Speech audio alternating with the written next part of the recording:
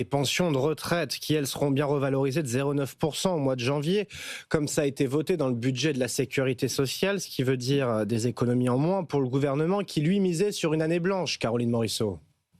Les retraités, qui étaient pourtant particulièrement visés dans le débat budgétaire, ont réussi à passer entre les gouttes. Toutes les retraites de base vont bien être indexées sur l'inflation mesurée par l'INSEE sur un an, ce qui représente 0,9% de hausse, soit 14 € en moyenne par mois.